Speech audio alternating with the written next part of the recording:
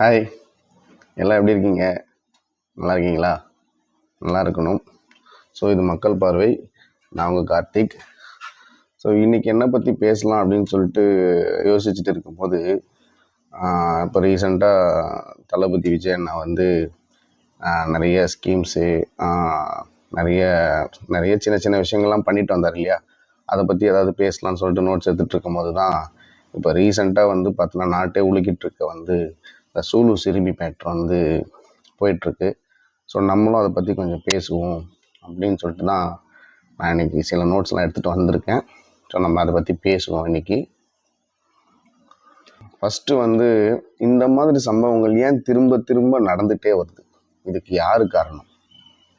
இது எதனால் நடக்குது? இது ஏன் எப்பவும் நடந்துகிட்ருக்கு அப்படிங்கிறது வந்து நடந்த இந்த சிறுமியோடைய சம்பவம் வந்து ஜஸ்ட்டு ஒரு நியூஸாக நினச்சி ஸ்க்ரால் பண்ணிட்டு போகாமல் நீங்களும் சரி நானும் சரி இதை கண்டிப்பாக உட்காந்து யோசிக்கணும். இது ஏன் திரும்ப திரும்ப நடந்துகிட்ருக்கு, இதுக்கு யார் காரணம் அப்படிங்கிறது வந்து நம்ம கொஞ்சம் யோசிக்கிற நேரம் இது. கரெக்டாக சரிங்களா? ஸோ ஃபர்ஸ்ட் ஆஃப் ஆல் வந்து அந்த ஓவர் வியூக்கு என்ன நான் சொல்கிறேன், நடக்கிற சம்பவங்கள் என்ன எனக்கு தெரிஞ்ச வரைக்கும் நான் சொல்கிறேன். ஸோ ஒரு பேரண்ட்ஸ் வந்து அவங்க குழந்தைய வந்து கடைக்கு அனுப்பிச்சிருக்காங்க. கடைக்கு அனுப்பும் போது யாரோ ஒருத்தர் வந்து 2 பேர் வந்து கடத்திட்டு போயிட்டு பாலியல் பலாத்காரம் பண்ணி கொண்டு பக்கத்தில் தூக்கி போட்டுட்டு போயிட்டாங்கிற நியூஸ். அவங்க அம்மா வந்து குடிச்சிட்டு இருக்காங்க. அப்பா வந்து ஒரு ஸ்டேட்மெண்ட் கொடுக்குறாரு, அம்மா வந்து ஒரு ஸ்டேட்மெண்ட் கொடுக்குறாங்க. இதை வந்து கவர்மெண்ட் வந்து என்ன பண்ணிட்டு இருக்காங்கன்னா ப்ராப்பராக இன்வெஸ்டிகேட் பண்ணிக்கிட்டு அரெஸ்ட் பண்ணி விசாரிச்சுக்கிட்டு அவங்க இன்வெஸ்டிகேட் பண்ணட்டும். சரிங்களா? அது ஒரு பார்ட். கண்டிப்பாக வந்து அது இன்வெஸ்டிகேட் பண்ணிட்டு இருக்காங்க. ஸோ நம்ம அந்த இடத்துக்கு போக தேவையில்ல. ஏதோ எதுவுமே ப்ராப்பராக வந்து எந்த ஒரு விஷயமே வந்து வெளியே வராமல் நம்ம வந்து என்ன பண்ணக்கூடாது, அவதூறு எதுவுமே பரப்பிடக்கூடாது. அவங்களோட இன்வெஸ்டிகேஷன் நடக்கட்டும். சரிங்களா? ஸோ யார் தப்பு பண்ணியிருக்காங்க இதில் எல்லாமே எடுத்தோம் கவுத்தோன்னு என்ன பண்ண முடியாது, டக்குன்னு முடிச்சிட முடியாது. யார் என்ன தப்பு பண்ணிட்டு இருக்காங்கங்கிற ஒரு விஷயத்த வந்து நம்ம அவங்களுக்கு கொடுப்போம், அந்த ஸ்பேஸ் கொடுப்போம். கண்டிப்பாக வந்து நல்ல முடிவு எடுப்பாங்க. கண்டிப்பாக என்னவோ நீதி கண்டிப்பாக கிடைக்கும். பட் நம்ம வந்து என்ன பேச போகிறோம் அப்படின்றதுனா, இதை வந்து முழுக்க முழுக்க அரசியலாக ஆக்காதீங்க. ஆக்குறவங்க எல்லாருக்குமே சொல்கிறேன், இந்த குழந்தை வந்து ஒரு குழந்தையோட உயிர் வந்து செத்து போயிருக்கு. ஒரு குழந்தை போயிடுச்சு நம்மளை விட்டுட்டு. அதை வந்து யாருமே அரசியல் ஆக்காதீங்க. இதை வச்சு நிறைய பேர் அரசியல் பண்ணுறாங்க. இது வந்து இது அரசியல் பண்ணுறதுக்கான இடம் சத்தியமாக கிடையாது. இது அரசியல் பண்ணக்கூடாது. இப்போ அந்த ஒரு ரீசெண்டாக அந்த ஜூலிங்கிறவங்க பார்த்தீங்கன்னா இதை வச்சு ஒரு அரசியல் பண்ணுறாங்க. நாட்டில் எவ்வளோ பிரச்சனை இருக்குது அரசியல் பண்ணுறதுக்கு. இதெல்லாம் வச்சு அரசியல் பண்ணணுங்கிற எந்த அவசியமும் கிடையாது. இதை வச்சு அரசியலும் பண்ணாதீங்க. மக்களாகிய வந்து நீங்களும் நாங்களும் இதுக்கு என்ன நினைக்கிறோம், என்ன பண்ணலாம் அப்படிங்கிறது நான் எனக்கு சில விஷயங்கள் தோணுது உங்ககிட்ட சொல்கிறேன்.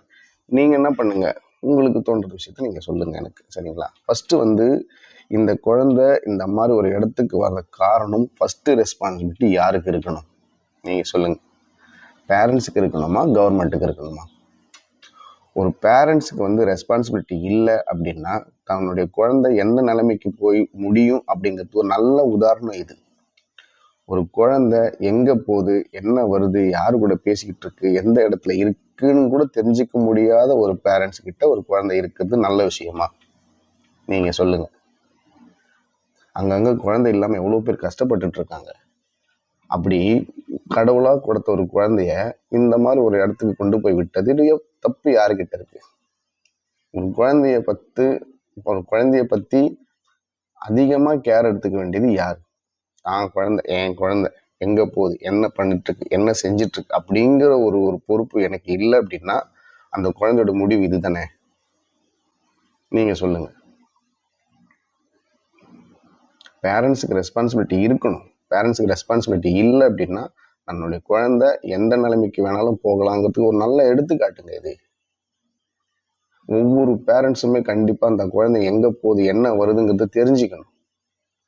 செகண்ட் ரெஸ்பான்சிபிலிட்டி, நம்மளை சுற்றி இருக்கிற நெய்பர்ஸ், தெரிஞ்சவங்க, அக்கம் பக்கத்தில் க்ளோஸாக இருக்கிறவங்க, அவங்க கூட முடிஞ்ச ஹெல்ப் பண்ணியிருக்கலாம். அவங்கள நம்ம ப்ளேம் பண்ண தேவையில்லை. பட் ஒரு செகண்ட் ரெஸ்பான்சிபிலிட்டியாக கேட்கணும் அப்படின்னா அவங்களுக்கு இருக்கலாம். இந்த மாதிரி குழந்தை போயிட்டுருக்கு, இந்த மாதிரி குழந்தை யார் பண்ணி, என்னப்பா பண்ணிட்டு இருக்க பாப்பா கிட்ட, யார் பண்ணி, எங்கேப்பா கூட்டிகிட்டு போகிற அப்படிங்கிற கொஞ்சம் சின்ன ஒரு ரெஸ்பான்சிபிலிட்டி எடுத்து சில விஷயங்கள் வந்து பண்ணலாம். பட் நம்ம அவங்கள ப்ளேம் பண்ண தேவையில்ல. செகண்ட் ரெஸ்பான்சிபிலிட்டி சொசைட்டிக்கு வந்து இருக்கணும் தான். ஏனோ தானோ இது என் குடும்பத்தில் நடக்கல, எனக்கு நடக்கலப்பா அப்படிங்கிறது போகிறதோட கொஞ்சம் கேர் எடுத்து அக்கம் பக்கத்தில் என்ன நடக்குது, ஏது நடக்குது, இது நல்லதா சரியா படுதா, இது கெட்டதா தெரியுதா, ஏதோ ஒன்று கேட்டு வைப்போம். கொஞ்சம் அப்போ தான் பயம் வரும். அப்படிங்கிற ஒரு விஷயத்த வந்து செகண்ட் ரெஸ்பான்சிபிலிட்டி வந்து நம்ம சொசைட்டியில் இருக்கிற அக்கம் பக்கத்தில் இருக்கிற நைபர்ஸ் எடுத்துக்கலாம். நம்ம வீட்டில் நடக்கிற பிரச்சனைய கவர்மெண்ட் கிட்ட கொண்டு போயிட்டு பிளேம் பண்ணுறது ரொம்ப தப்பு. என்னைய கேட்டால் நான் சரியில்லை, நான் எப்படி கவர்மெண்ட்டை பிளேம் பண்ண முடியும்? எனக்கு நீதி வாங்கித்தாங்க அப்படின்னு நான் எப்படி கவர்மெண்ட்டை பிளேம் பண்ண முடியும்? கவர்மெண்ட்டுக்கு கண்டிப்பாக வேலை, நம்ம கவர்மெண்ட் நமக்கு உதவி செய்ய தான் இருக்காங்க. அவங்க நம்ம நாட்டில் நடக்கிற பிரச்சனைகளை என்ன மக்களுக்கு உதவி பண்ணலாம் அப்படிங்கிற ஒரு பிரச்சனையை பண்ணுறதுக்கு தான் கவர்மெண்ட் இருக்காங்க. ஒவ்வொரு வீட்டில் நடக்கிற பிரச்சனைக்கும் ஒரு சிட்டிசனுக்குமே அந்த ரெஸ்பான்சிபிலிட்டி இல்லாதப்போ கவர்மெண்ட்டால என்ன பண்ண முடியும்? அவங்களால முடிஞ்ச உதவி பண்ணிக்கிட்டு இருக்காங்க. அவங்க கண்டிப்பாக அதை பண்ணி தருவாங்க. பேரண்ட்ஸ் வந்து நம்மளும் என்ன பண்ணணும், ரெஸ்பான்சிபிலிட்டியாக இருக்கணும். எல்லா பேரண்ட்ஸுமே தயவு செய்து சொல்கிறேன், நம்ம பிள்ளைகளை ரொம்ப கேர்லெஸ்னஸாக இல்லாமல் கொஞ்சம் ரெஸ்பான்சிபிலிட்டியாக இருங்க. ஸோ நம்ம கஷ்டப்பட்டு நமக்கு கடவுள் கொடுத்த ஒரு வரமாக தான் நம்ம பிள்ளைகள். ஸோ அதை நம்ம நல்லபடியாக பார்த்துக்கணும்.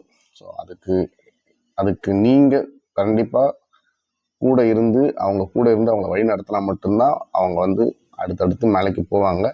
இல்லைன்னா இந்த மாதிரி சில தவறான சம்பவங்கள் வந்து நடக்கிறதுக்கு நம்மளே காரணமாயிடுவோம்.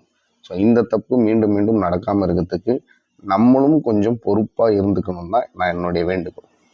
இதை பற்றி நீங்கள் என்ன நினைக்கிறீங்கன்னு உங்களுடைய கமெண்ட்ஸில் சொல்லுங்கள். தயவுசெய்து இந்த வீடியோவை நிறைய பேருக்கு ஷேர் பண்ணுங்கள். நிறைய பேரண்ட் பார்க்கட்டும். பார்த்துட்டு கொஞ்சமாவது ரியலைஸ் பண்ணுவாங்க. எனக்கு என்னன்னு போகாமல் நிறைய பேர் பார்த்தாங்க அப்படின்னா கண்டிப்பாக சொல்கிறது சரிதான் அப்படின்னு சொல்லிட்டு அந்த ரெஸ்பான்சிபிலிட்டி அவங்க கிளம்பி எடுப்பாங்க. ஸோ யாரோ ஒருத்தவங்க ஏதாவது ஒரு விஷயத்த சொன்னால் மட்டும்தான் நம்ம மக்கள் வந்து என்ன பண்ணுறாங்க, கொஞ்சம் அதை யோசிக்க செய்கிறாங்க. ஸோ இந்த வீடியோவை நிறைய பேருக்கு நீங்கள் ஷேர் பண்ணுங்கள், அவங்களுக்கும் இது தெரியட்டும்.